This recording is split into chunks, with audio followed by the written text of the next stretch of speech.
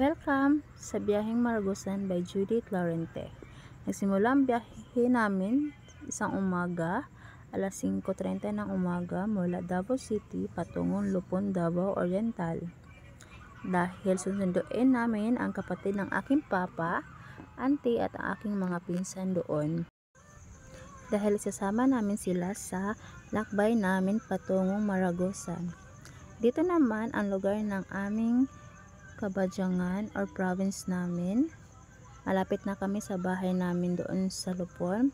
Kaya nag-stop over muna kami ng aking partner para mamili din kami ng ulam sa palengke para sa pang breakfast namin bago patungong Maragusan.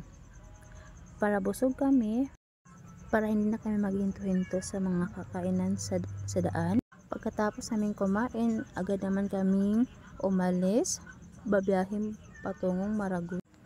Nagsimula ang biyahe namin galing sa Lupon, alas 10 ng umaga. Ilang oras din ang ginugulong sa biyahe, paliko, pataas at tila walang katapusang mga bundok, pero ang gaganda ng mga tanawin. Pero sa bawat kanto ng daan, may tinatawing gumugulat sa akin, mga ulap at tila kay lapit abutin. Mga taluktok ng bundok na tila kinukubkob ng kalangitan at mga puno parang gumuguhit ng kwento sa hangin. Pagdating pa lang sa mismong bayan ng Maragusan, alam kong kakaibang karanasan ang naghihintay ng kagandang umaga.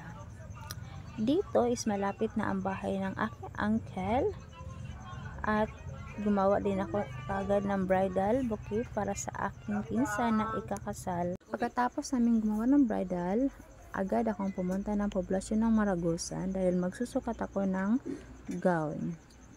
Pagkatapos kong magsukat ng gown, agad akong pumunta ng simbahan.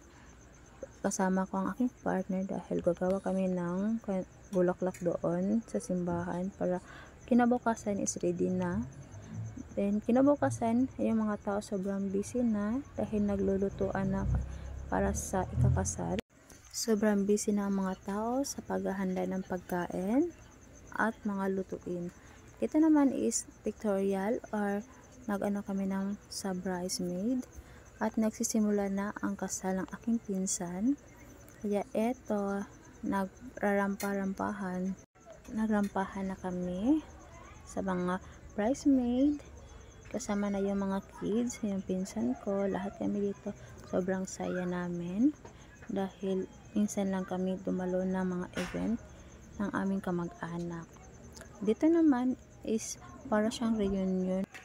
Sa isang event is para namin tinatawag na isang reunion dahil nagsama-sama ang kamag-anak namin sa iba't ibang lugar at hindi inaasahan naman na pumunta silang lahat.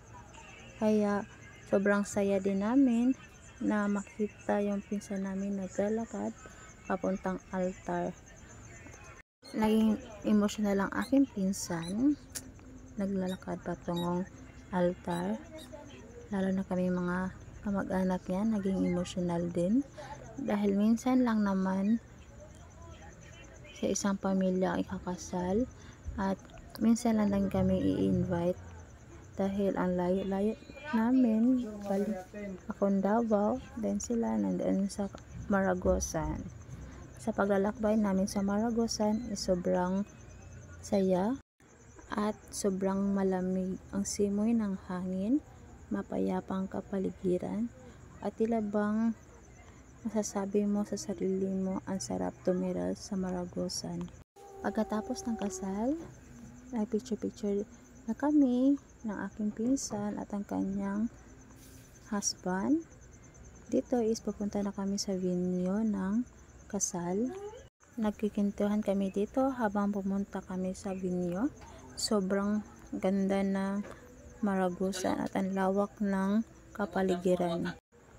Nagsimula na yung event ng kasal pagkatapos doon sa simbahan.